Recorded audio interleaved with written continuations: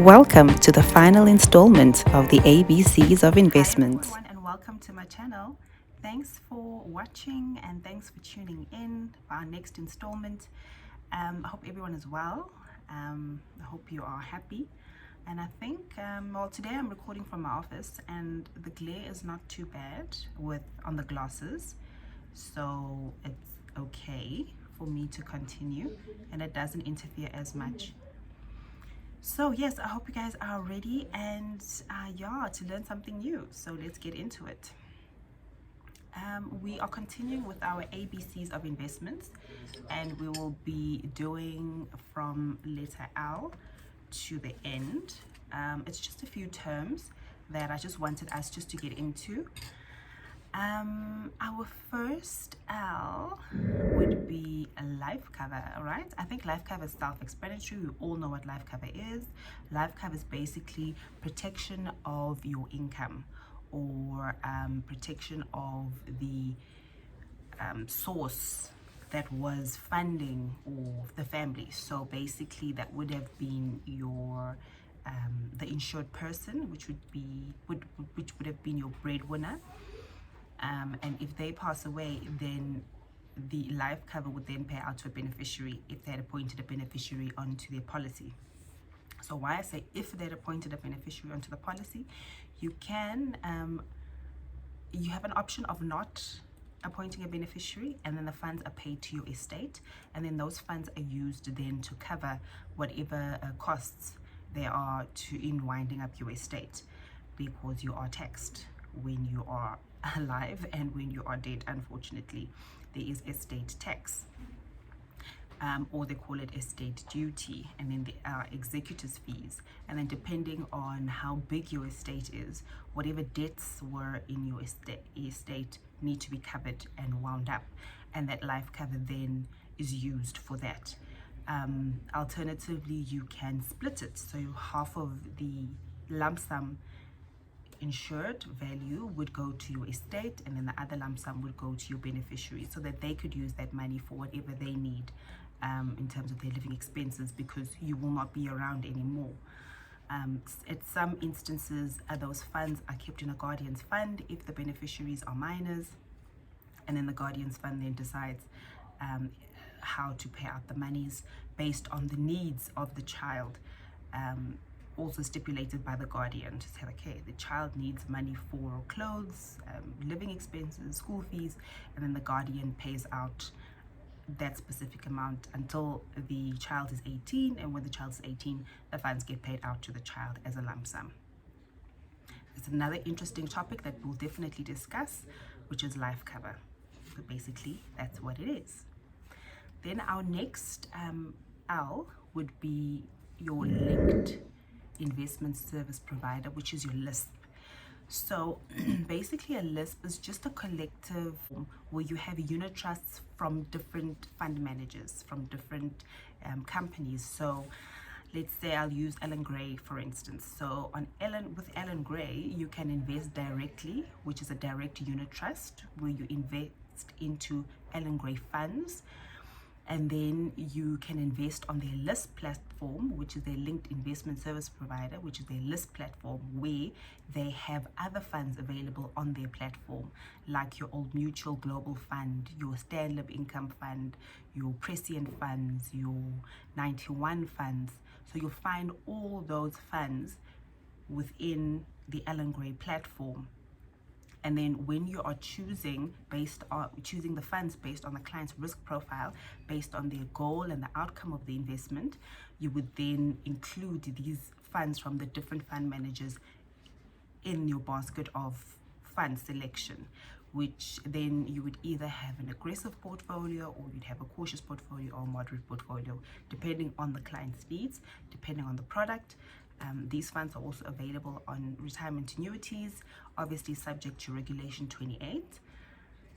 They're also available on the living annuity platform. So basically that's what a LISP.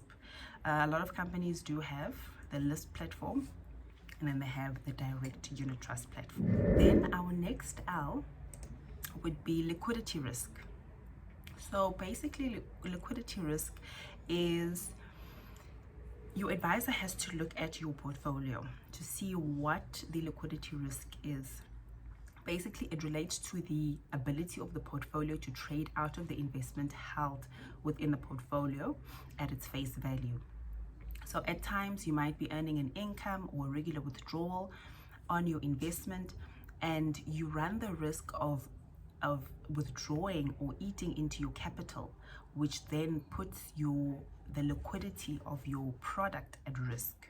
Okay, and that's basically what it is.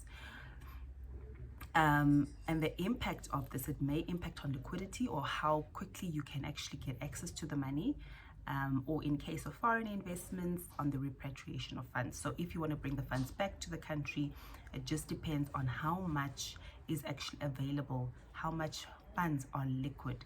Also, it also depends on the endowment policies. Remember, endowment policies, they have restrictions on withdrawals. In the first 5 years, you can only do one withdrawal, and it's basically a percentage of your premiums or the amount that you have paid in.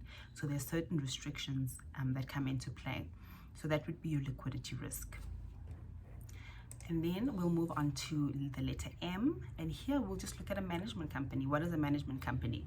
It's a company that is set up with the purpose of managing a group of properties, a mutual fund, an investment fund, etc. It's just basically what it is, a management company that manages assets.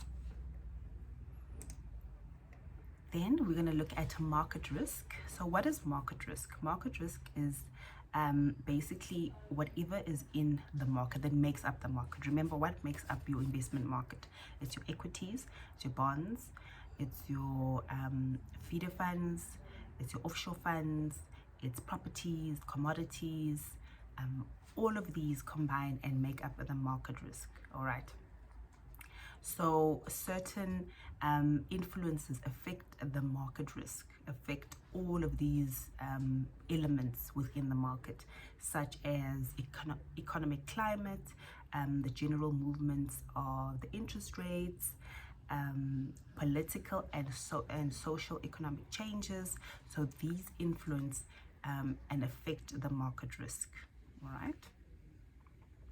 And here things like the monetary policy and the fiscal policy also come into play, where, remember, the monetary policy refers to the actions of the central bank to achieve macroeconomic policy objectives, such as the stability of the prices, full employment, economic employment. That is where they touch on the interest rates, whether they increase interest rates or decrease interest rates, affected by the monetary policy by the governor of the Reserve Bank. And then also fiscal policy comes into play here, which refers to the taxes and the spending policies of the federal government. So the government then also influences the market risk. So to monetary policies and your fiscal policies that affect market risk. Our next would be a multi-manager funds. A multi-manager investment is an investment product that consists of multiple specialized funds. All right, each specialized funds may invest across different market sectors and markets, or may have managers investing in the same asset class but different investment styles. Okay, so it's almost like a fund of fund. Fund of fund is also referred to as a multi-manager, where you have different funds that make up this one fund. Then we'd get our net asset value, which is our NAV. The net asset value is the value of a mutual fund that is reached by deducting the fund's liabilities. What would be the fund's liabilities? That would be your admin costs, your management costs, from the market value of all of its shares, and then dividing by the number of shares issued.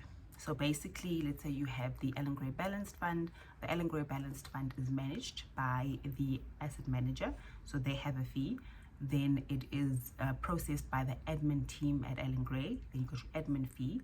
Then you've got, then those fees are then deducted. Those are the liabilities and other taxes depending on what investment you have, CGT.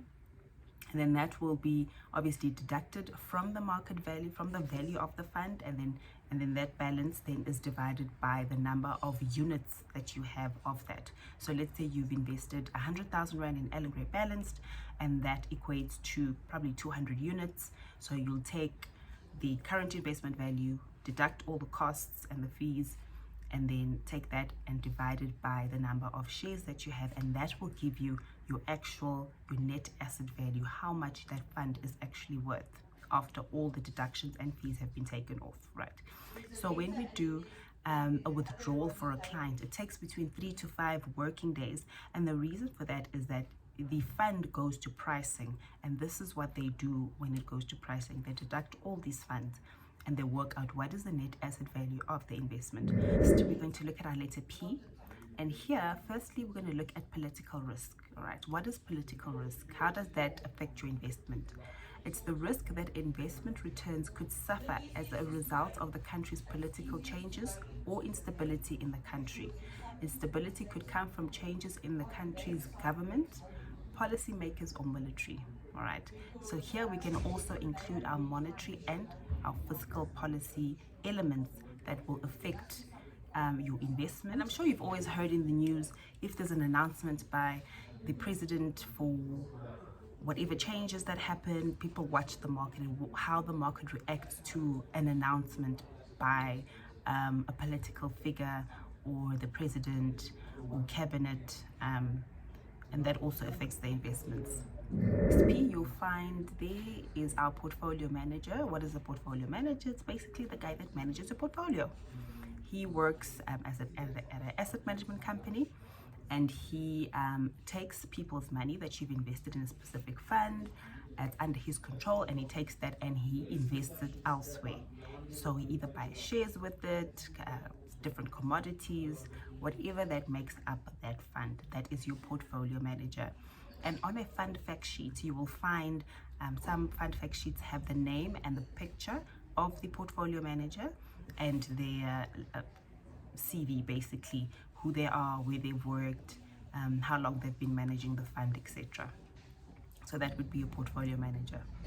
Other P that we have here is property. Property is any tangible or any intangible thing that may be owned by someone, basically. So in investments, you do have property funds that invest in property as well. So that's that. Here we will discuss the repo rate or the repurchase rate. So what is the repo rate? It's the rate at which the central bank of the country, like the South African Reserve Bank, lends money to commercial banks in the event of any shortfall of funds. So the Reserve Bank loans money to banks, and banks loan money to people like us, all right? So when the Reserve Bank increases the repo rate or the repurchase rate, that results in the interest rates also going up, because now the banks have to charge us a percentage more so that they can pay back the Reserve Bank, because now the Reserve Bank has increased the repurchase rate. So it has a knock-on effect if you have debt. However, remember I said if you have investments which are linked to interest rates, then your investments will actually start performing and doing well because of the increase of the interest rates. Then our next letter would be T. Here we're going to discuss the tax risk. All right, so your tax risk will fall under the fiscal policy.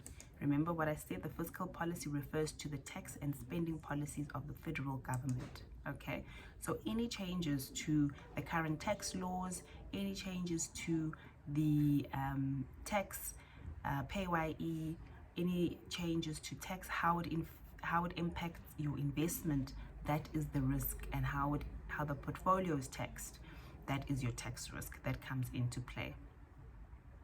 Then you get your total expense ratio, which falls under the fees. So that's your TER. There you will also see on your quote, when you do an investment quote, this is the total expense ratio. It's basically the total cost of the fund to the investor. Okay, taking all the other fees that I have discussed before, which is your admin costs, your effective annual costs, your admin costs, your asset management costs, or advisor fees. So that's how much then it will cost you to actually hold that fund. Okay, you get expensive funds, you get cheap funds, based on their different classes. So it's obviously the advisor's, job to actually check which funds are cheaper priced, so that you don't have to pay all those costs to hold that specific fund. You can have a fund that there's A class, B class, C class. We look at the different classes to see which is the cheaper class. And then that is the fund that we would most probably use for your investment, so that the investment so that the most of your money is invested and you're not paying fees the whole time. The next T would be your transactional costs, your TC. This is a primary source of the transactional cost. It's the cost of the brokerage, which incurred when you buy or sell exchange traded funds and swaps. Okay, so basically that's your transactional cost. Also, that is on the quote. And then our last one would be your yield. That is your Y. And here, that is the income return on the investment, basically. That is your return on the investment. So this refers to the interest or dividends received from a security, and it's usually expressed annually as a percentage based on the investment cost, its current market value, or its face value. Okay, so that is your yield.